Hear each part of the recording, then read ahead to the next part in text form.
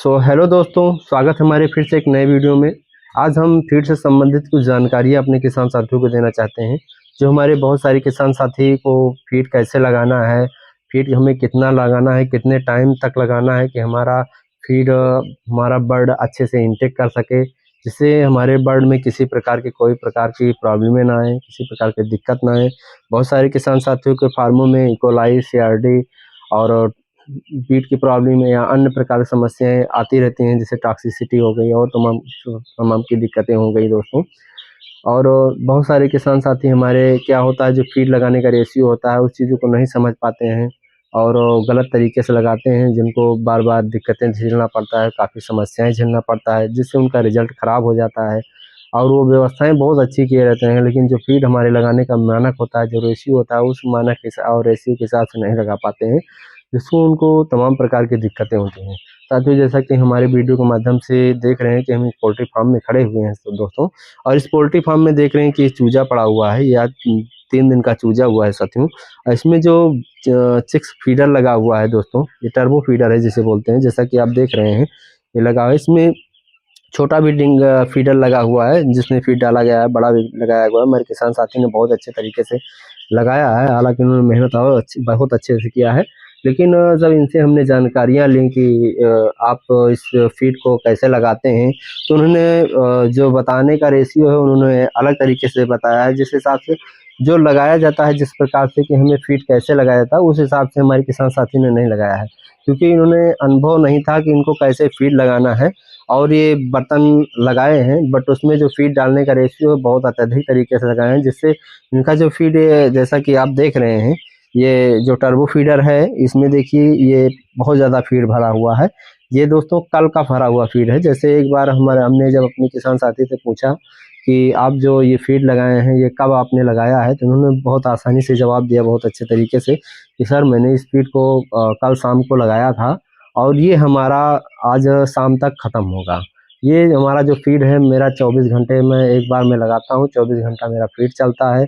और जो फीड होता है इसमें बच भी जाता है और हम दूसरा भी फीड इसमें नया डाल देते हैं। ये गलतियाँ बहुत सारे किसान साथी हमारे अक्सर करते रहते हैं दोस्तों। और अगर ये गलतियाँ अगर यदि हम करते हैं तो हमें इकोलाई, सीआरडी, टॉक्सिसिटी, बीट की संबंधित तमाम प्रकार की दिक्कतें, हमारा फीड इंटेक भी बढ़ कम करेगा। क्योंकि जब अगर हम 24 घंटे में एक बार फीड लगाते हैं और 24 घंटे तक उसको खिलाते हैं एक बार में लगाने के बाद, तो क्या होता है, बर्ड हमारा सही से फीड इंटेक नहीं करता है, उसको डिस्टर्ब होता है। क्योंकि उसको जो फीड का जो इसमें सुगंध होती है दोस्तों, जो इसमें जो खुशबुएँ होती हैं वो 4 से 8 घंटे तक वो रहती हैं दोस्तों। और उससे अत्यधिक अगर ज़्यादा देर तक हम फीड को खुला छोड़ते हैं तो उसका जो खुशबू होता है उड़ जाता है, जो उसके अंदर का जो प्रोटीन होता है वो अच्छे तरीके से बच्चे के शरीर में नहीं लगता है, जिससे क्या होता है, उसके डाइजेशन को गड़बड़ा देता है, उसका जो वेट होता है वेट में लॉस होती है, तमाम प्रकार की दिक्कतें आती हैं बर्ड में। जिससे हमारे किसान साथियों का जो फर्स्ट वीक में 200 ग्राम प्लस आना चाहिए चिक्स का वेट, वो चिक्स का वेट 200 ग्राम प्लस नहीं आता है। और हमारे किसान साथी इन चीज़ों को नहीं समझ पाते हैं कि हम कहाँ गलतियाँ कर रहे हैं, और वो ज़्यादा से ज़्यादा ड्रिंकर फीडर भी लगाते हैं। लेकिन ऐसी छोटी-छोटी गलतियों को वजह से उनके जो फार्म में जो तमाम प्रकार की दिक्कतें आती हैं, इन्हीं वजह से आती हैं। दोस्तों, जब भी हमारा जो फीड लगाने का रेशियो होता है, हमें 8 घंटे में एक बार जैसे हमें सुबह लगाना है तो हमारा 12 घंटे तक फीड चले वो।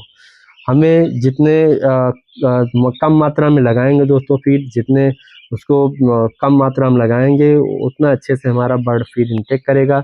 अगर यदि हम उसको एक बार लगाने के बाद 24 घंटे तक वही फीड को लगातार खिलाते हैं, खुला छोड़ देते हैं, तो जो हमारे बर्ड का डाइजेशन है, जो हमारे बर्ड का फीड इंटेक करने का रेशियो है वो कम हो जाता है। बहुत सारे किसान साथी कहते हैं कि सर मैंने फीड लगाया है, मेरा बर्ड फीड नहीं खा रहा है। इन्हीं सब छोटी-छोटी कारणों की वजह से फीड नहीं खाता। जैसे कि आप लोग एक उदाहरण के तौर पे बता दे रहे हैं दोस्तों, यदि हम कोई जब सुबह का भोजन खाते हैं, तो ताज़ा भोजन करने का प्रयास करते हैं, और शाम को भी जब भोजन खाते हैं, तो ताज़ा भोजन करने का प्रयास करते हैं। दोस्तों, हम अपने लिए एक ताज़े भोजन का प्रबंध करते हैं, ताज़े भोजन खाने के लिए ज़्यादा कोशिश करते हैं कि हमें बासी भोजन ना मिले और ताज़ा भोजन मिले, गरमा-गरम मिले। तो उसी प्रकार से हमारा जो बर्ड होता है वो भी सोचता है कि हमारा जो फीड होता है हमको थोड़ा थोड़ा मिले, और जिससे जो हमारा फीड एक बार भरा रहता है उसमें जो प्रोटीन की मात्रा होती है वो भी कम हो जाती है, जो उसमें मॉइस्चर हो जाते हैं, तमाम प्रकार की दिक्कतें होती हैं। इसमें जो धूल मिट्टी गर्दे उड़ने वाले हैं, डस्ट उड़ने वाले हैं, फीड में जाते हैं, मिलते हैं, जब उसको हमारा वही बर्ड जब हमारा फीड को खाता है तो डिस्टर्ब होता है। इसीलिए हमें फीड को जो लगाने का रेशियो है दोस्तों, वो 8 घंटे से ज़्यादा नहीं खिलाना है, और लगाना है तो थोड़ा थोड़ा लगाना है। बर्तन में 2.5% लगाना है अपने छोटे चिक्स को, फीडर को, और उस 2.5% में हमें उस हिसाब से फीड लगाना है दोस्तों कि हमारा उतना फीड लगाएं कि हमारा वो फीड 8 घंटे तक हमारा चले, उस 8 घंटे तक वो ख़त्म हो जाए। उसके बाद हम फिर नई बोरी खोल कर उसमें नया फीड डालें, वो फिर हमारा फीड 8 घंटे तक चले। 8 घंटे के बाद ऐसी प्रक्रिया हमको 0 से लेकर लास्ट दिन तक प्रयोग करना है।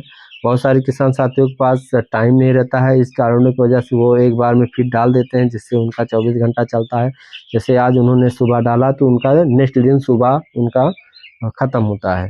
तो क्या होता है उसमें दिक्कतें होती हैं, जिससे उनका रिज़ल्ट ख़राब हो जाता है, तमाम प्रकार की दिक्कतें आती हैं। इन चीज़ को समझ नहीं पाते हैं और दवाइयों पर निर्भर रहते हैं। दवाइयाँ 10% काम करती हैं दोस्तों, और बाकी 90% जो हमारा फार्म का मैनेजमेंट होता है, वो 90% हमारा फार्म का मैनेजमेंट बहुत अच्छा हमारे बर्ड के लिए, हमारे फार्म के लिए, रिज़ल्ट के लिए बहुत मायने रखता है। इन्हीं सब छोटी-छोटी गलतियों को हमारे बहुत सारे किसान साथी इग्नोर कर देते हैं, नहीं समझ पाते हैं, जिससे वो हर बार पोल्ट्री में असफल हो जाते हैं। कभी-कभी मौसम के क्लाइमेट की वजह से उनका रिज़ल्ट आ जाता है, उन्हीं चीज़ों की वजह से भी काफ़ी किसान साथी सीरियस नहीं होते हैं। वो सोचते हैं कि पिछले शिफ्ट में मेरा बैच अच्छा उठा था, मैंने ऐसे काम किया था, लेकिन यही गलतियाँ हमारे किसान साथी कर देते हैं, जिनकी वजह से वो नेक्स्ट बैच में क्या होता है उनको बहुत ज़्यादा नुकसान झेलना पड़ता है, बहुत ज़्यादा दिक्कतें झेलना पड़ती है, जिससे क्या होता है कि जो प्राइवेट हो या कंपनियों के माध्यम से चिक्स डाले रहते हैं, उनको किसान साथियों को काफ़ी नुकसान झेलना पड़ता है। काफ़ी इन्हीं सब छोटी-छोटी चीज़ों को नहीं समझ पाते हैं, जिनकी वजह से काफ़ी दिक्कतें आती हैं। दोस्तों, जब भी हम फीड को लगाएँ तो 8 घंटे से ज़्यादा उसको उसमें फीडर में हमारा फीड ना बचे।